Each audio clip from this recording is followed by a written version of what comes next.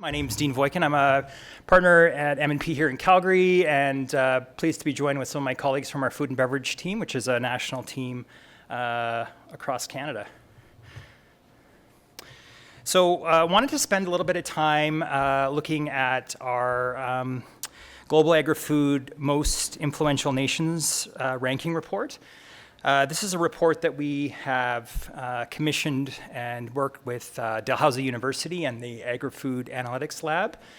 And pleased to kind of go through the year two findings from this. We found that the highlights are that Canada has climbed from 11th to 7th globally.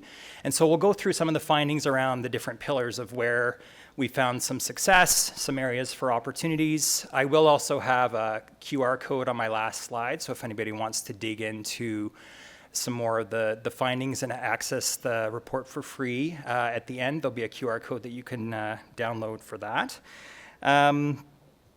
So as I mentioned, we've done this for two goes now. We had the first edition came out in early 2025. We based that on 2023 and 24 data. And then because things have been changing so fast, sort of globally and within Canada in the sector, we did a second edition that came out later in 2025, early 26. And then we're also on track now to start a third edition of this, which will be coming out sort of later this year, sort of around October, in conjunction with World Food Day. So the thought here is we're getting some good data and we've got some momentum now, and we want to sort of use that to help us sort of tell the story of what's happening within Canada and how we're benchmarking across the G20. So let's take a look at sort of the pillars that we've looked at there. So you can see like these are the areas that we've benchmarked Canada across through the rest of the G20 countries there. So let's start with the first one there. So entrepreneurial ecosystem support, technology, and innovation. So you can see there,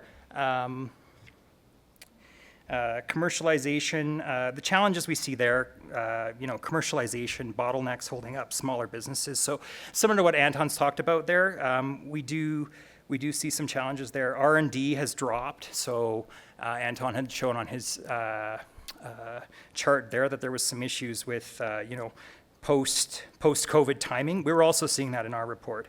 And scale-up funding and access to innovation hubs remain uneven. So happy to see the scale-up program in terms of opportunities for folks in this room and moving forward there. So on the opportunity side, there's more than 320 agri-food tech startups that have raised over $3 billion, showing some strong early-stage growth innovation. Canada ranks highly in intellectual property protections and managerial training. New approaches to scaling small and medium-sized enterprise can help unlock untapped market share. So in terms of next steps, our suggestion is to help, look at businesses navigating grant opportunities and financing, look at potentially consulting services to align with business goals for growth opportunities, focusing on market expansion, operational efficiency, and innovation. So again, those are areas where there's definitely some opportunities for that. There's a fair amount of presentations this afternoon talking about AI, including my colleague Colin Wengates, who will be speaking about that. So looking at data-driven insights to empower, decision-making, strategic planning, that's going to be an opportunity. And then also, looking at compliance streamlining and helping reduce administrative costs. So we heard this morning that there's folks that have been through that journey, so helping to leverage some of that because the compliance costs in this industry can be high, so helping to find a system that helps to streamline that can be, certainly effective.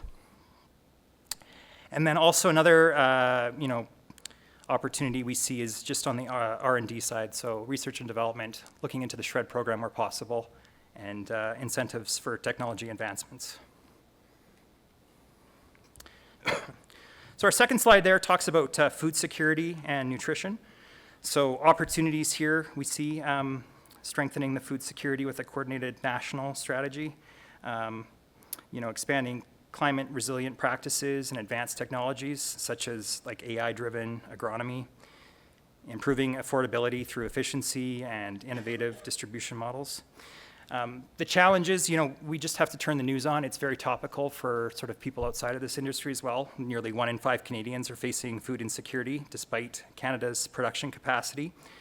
Inflation, supply chain disruptions, and income volatility are driving affordability concerns, and public trust is eroding amid perceptions of concentration and lack of transparency.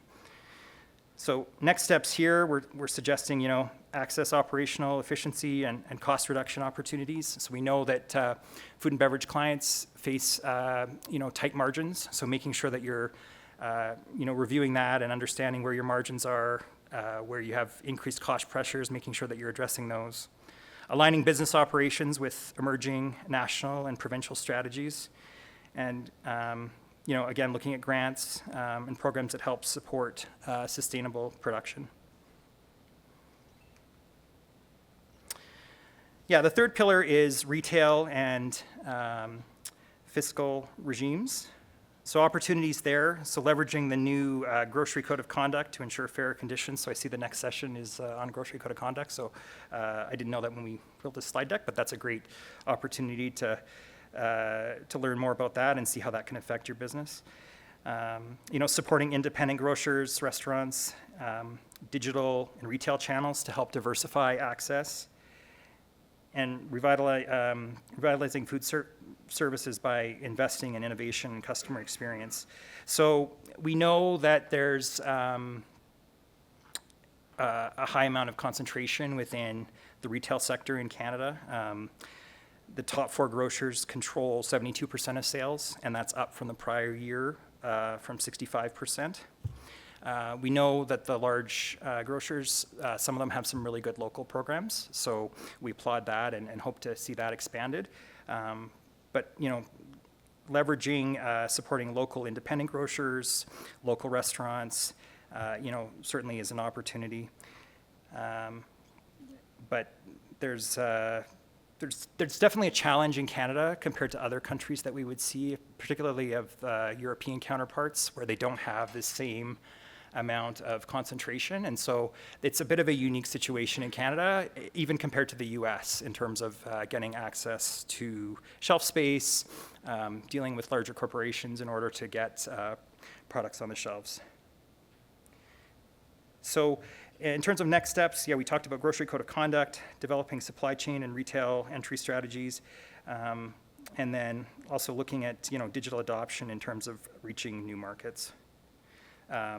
And I think we'll just also do a shout out to the Made in Alberta program here now that we're at an AFPA event, because that's really huge in terms of what we're seeing with the consumer interest as well. People are looking at labels now like they never have, so supporting local has taken on increased importance, and so people are making sure that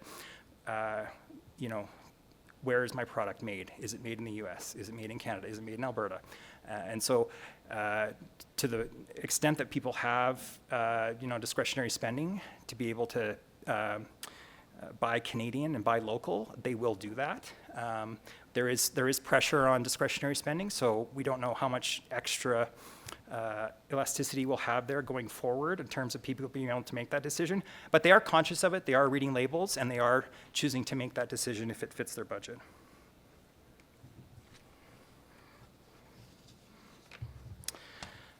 So the next pillar is on trade and expanding reach. So Canada's trade remains concentrated in a few markets. As Anton mentioned, the tariff uncertainty and rising protectionism threatens stability there. And then the interprovincial trade barriers create inefficiency and added costs, right? So these are things that we know. And they are, particularly on the food and beverage side, there's some things to still work on there. I think it's positive that we're talking about that in terms of eliminating interprovincial trade barriers, but certainly in this sector, we need to see some more movement there. But we appreciate that it's now, something more known and amplified across the sort of general public. So the opportunities, we see, trade agreements now span 1.27 billion people. So trade agreements that Canada has with other countries.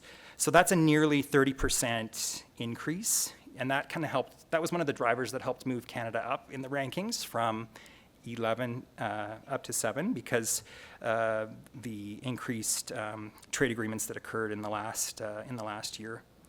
So Canada holds a $60 billion trade surplus and global reputation for stability. So we have a good story to tell there, and there's still some more work to do there, but the findings bore out that was a strong area for Canada. So again, expanding into value-added exports that can capture more economic return. I think, of all the food and beverage events we've had over the last couple months, that's been a key topic area of how can we add some more value to the raw materials that Canada grows. How can we make sure that we're taking some of that good Canadian product and making sure that we're adding value, and Canadian companies are reaping the rewards of that versus shipping it off and buying it back as a finished product at a higher margin. So in terms of next steps, we talk about identifying and prioritizing high potential markets, both international and domestic, looking to de-risk tariff and compliance exposure. So if you're not sure kind of what that looks like, understanding what that is, recognizing that it's a moving target right now. And I think everyone's done their best the last year, but it's been a challenge for sure to understand kind of what some of the risks on tariff exposure is, and sometimes those change, daily, hourly, as the case may be. But hopefully, you've got some way to help manage that and understand how that works. And then we're very much looking at supporting processing and export readiness investments. Okay. Next pillar is the sector competitiveness. So in terms of opportunities there, Canada ranks 3rd globally in meat exports. The wellness food sector, offers billions in potential, global potential. There is, a greater consumer awareness around the better for you space. We see that across the board. MNP works with Canadian Natural Health Food Association, so we've seen that group expand tremendously over the last number of years, and so there's a lot of opportunities that we see that for businesses that are in that space, and I think there's a much more of a consumer awareness around obviously what people are eating, looking at labels, looking at functional beverages, functional foods. There are lots of trends there that can be helpful in terms of opportunities. So challenges, growing productivity gap between leaders and those that are slower to rebound, and limited development in some of the emerging categories. Excuse me. So in terms of next steps, our suggestions there, like benchmarking, using business performance against sort of industry leaders. So know your numbers in terms of where you sit compared to sort of others in the sector. Supporting entry into high growth categories. Sorry, I did mention that. And then the capital raising, supporting businesses in obtaining funding for expansion, facility upgrades, implementing. Mention again, capital raising is a challenge kind of we see across the board. And then again, looking at sort of tax incentives, funding opportunities.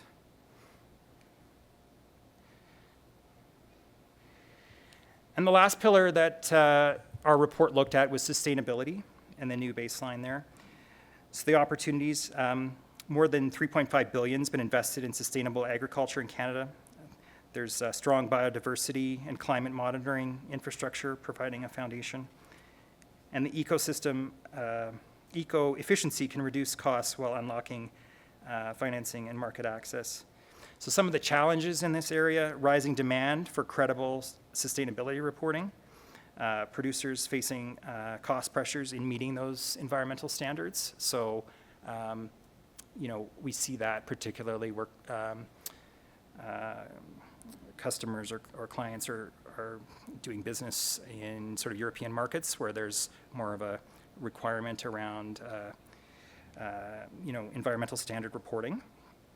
So some of the next steps there could be on conducting carbon footprint inventories and building sort of reduction strategies around that, helping businesses verify market sustainability performance, and looking at ways that your business outcomes can be tied to ESG outcomes. So there's opportunities there as well.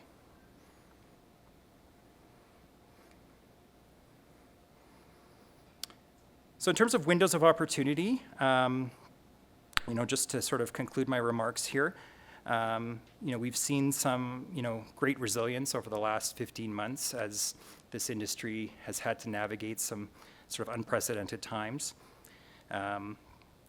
We certainly have looked at opportunities in terms of growth, so the adopting innovation on the scaling side, building resilience into the supplies and logistics, competing effectively in the concentrated markets, and proving sustainability and affordability. So lots of sort of opportunities there, and it's positive to see that Canada is moving the needle in the year-over-year rankings, so moving from the 11th to 7th place.